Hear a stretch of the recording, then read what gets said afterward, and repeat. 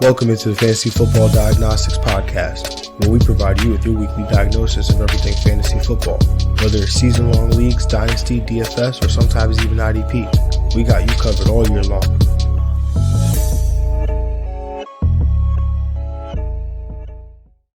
Let's do it. Let's get to it. Welcome into the Fantasy Football Diagnostics Podcast. And of course, I'm your host, John June. And of course, on this Wednesday evening, got to have my guy, Greg Penniman with me. Greg, what's good, man? What's going on? I'm just really excited for week 8 to start.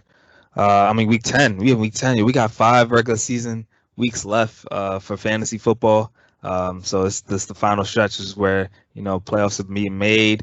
We could see Lamar on Thursday night in prime time, and the biggest news of this NFL season. I need to know what Odell's gonna be. Hopefully in like less than 24 hours. That's all I gotta say. If he's trying to get this check, he better make this decision. You almost gave me a heart attack rewinding the season 2 more weeks, man. Putting us in week 8. I said, I don't know if I could do this, man. I'm going to run out of gas. But, it's like you said, week 10. Got to keep pushing. Got to get to those playoff spots. Get to see Lamar in primetime football, the quarterback of my League of Extraordinary People team. So it's always fun to watch Baltimore play on some primetime football, regardless of who the opponent is. Mm-hmm. And like you said, we're waiting to see where Odell Beckham Jr. signs. We hear it could be the Saints. We hear it could be the Packers. We hear it could be the New England Patriots. There's Chiefs. They say it could be the Chiefs as well. Oh man.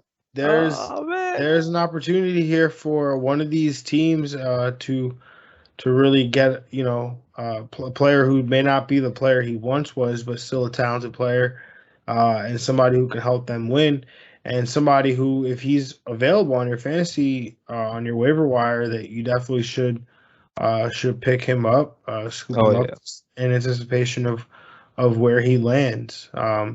Be mindful of, again, we talk about it all the time when the waivers go through, like, see who gets dropped, because, in our League of Extraordinary People, like Calvin Ridley got dropped, and I was able to scoop him up. Again, we don't know how long he will be out, but, just if I got an IR spot, I could just stick him in there. In one of my other leagues, Derrick Henry was dropped, so I'm looking to pick him up and throw him in my IR spot, and so you never know what happens, but just check to see who's getting dropped here, and some of these speculative ads could help you down the way and come playoff time. Yeah, absolutely.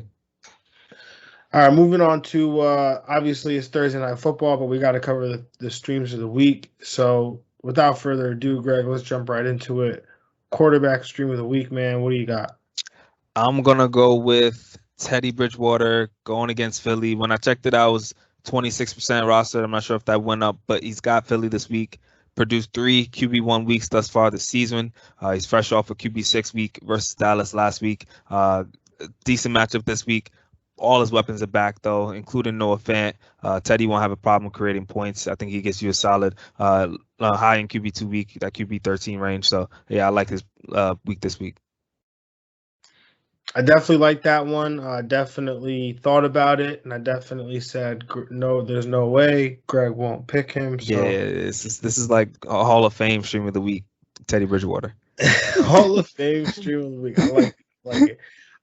My quarterback stream of the week, somebody who 2 weeks ago I said I would probably never play, so I'm going to eat crow now by recommending him. But it's a really tough week for quarterbacks this week if you're streaming, and so I had no choice but to go with Trevor Lawrence, 36% rostered in Yahoo leagues, going up against Indianapolis, who's 5th in fantasy points per dropback allowed to the quarterback position. They are 10th in fantasy points allowed to that position over the last 3 weeks at 19, at giving up 19 points a game. We saw them give up work to Josh Johnson off the bench. Dude hasn't played football in like 6 years.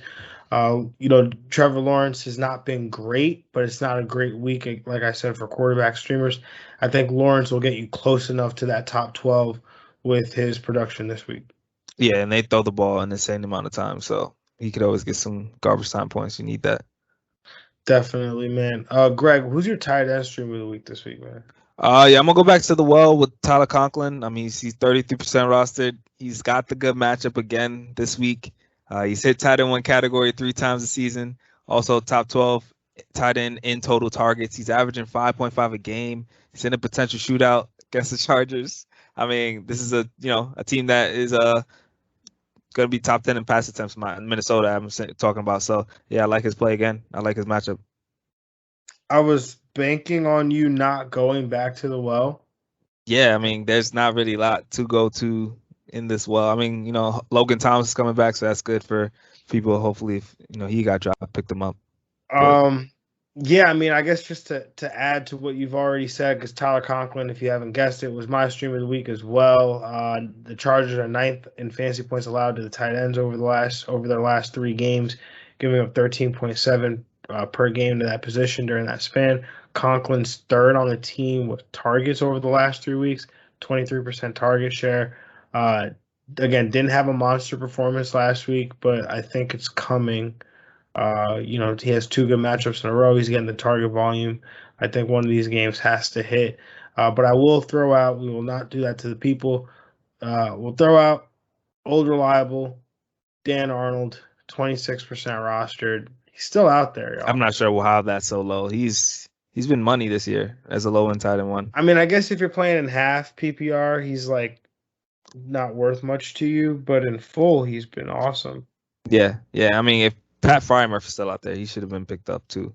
Yeah, Freiermuth's his rostership shot through the roof. Yeah. So he's up over 56%. Okay, word. But Greg, who's your defensive stream of the week this week?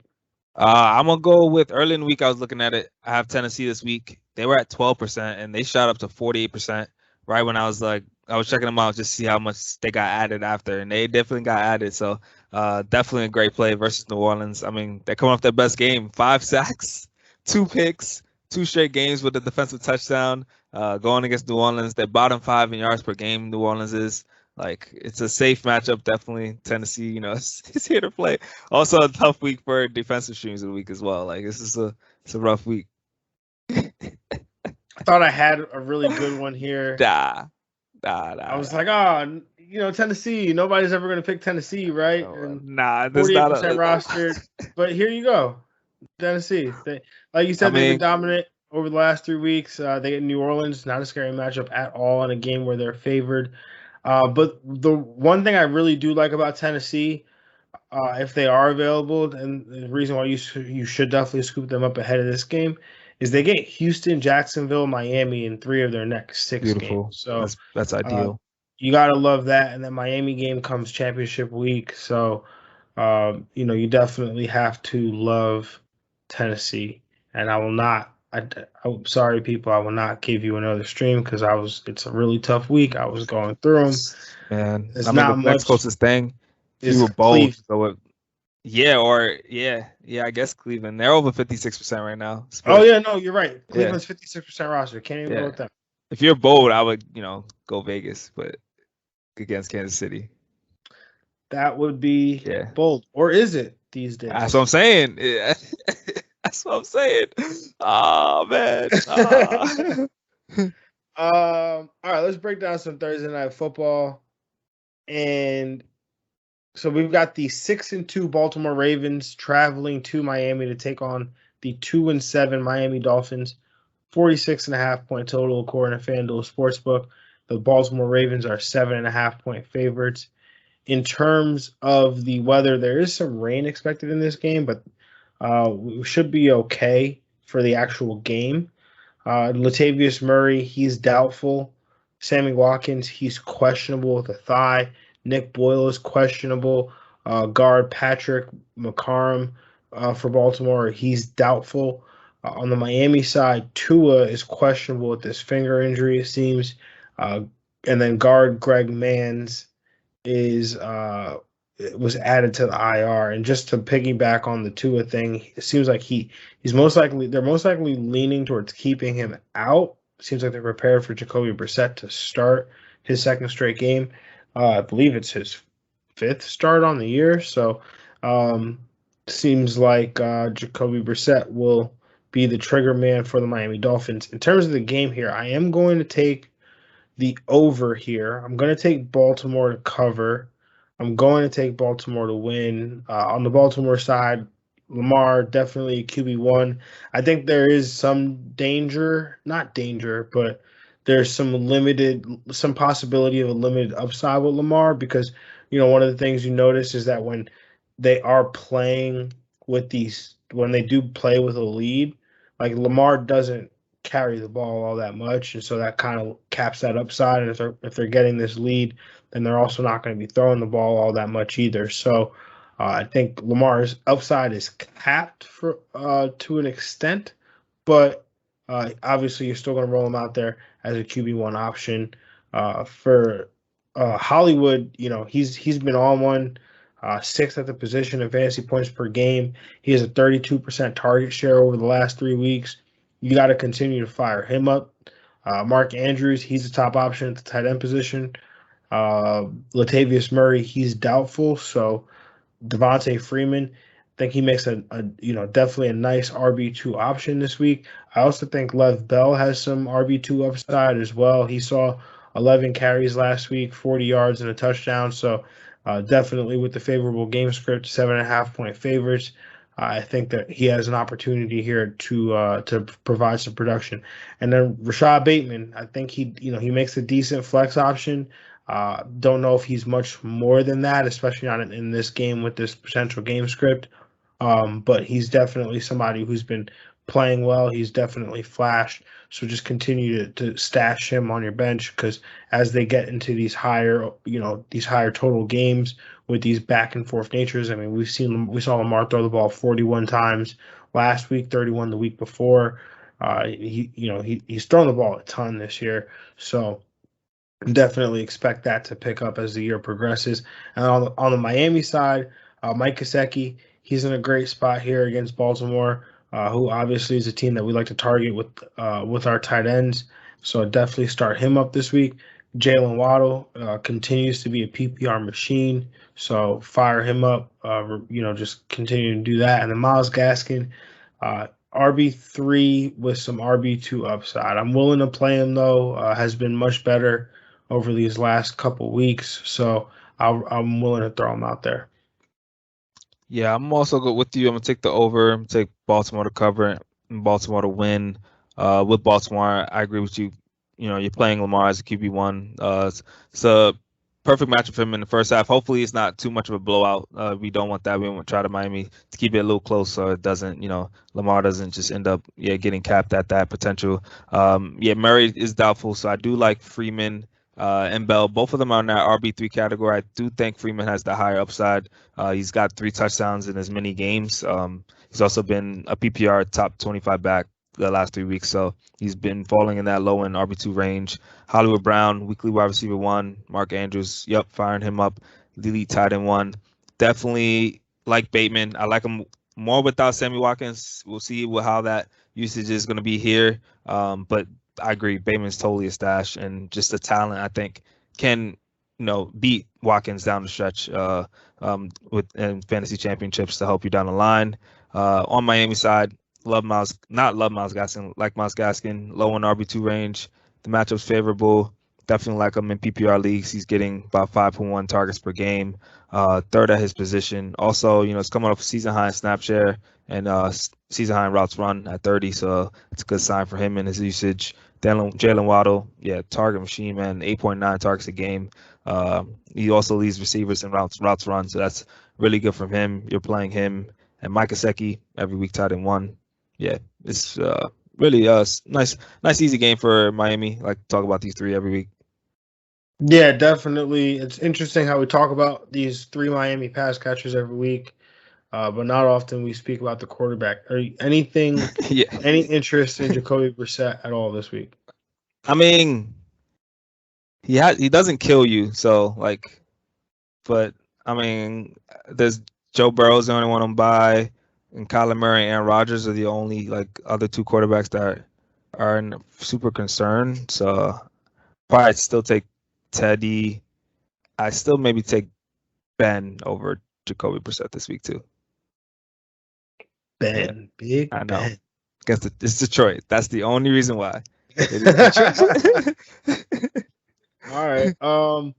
Trying to see what's up is in regards to some bold predictions here. Ooh. I'm gonna go with Lamar's prop on FanDuel Sportsbook for passing yards is 235.5. I'm going to go with Lamar under 200 passing yards for the game. Word. I'm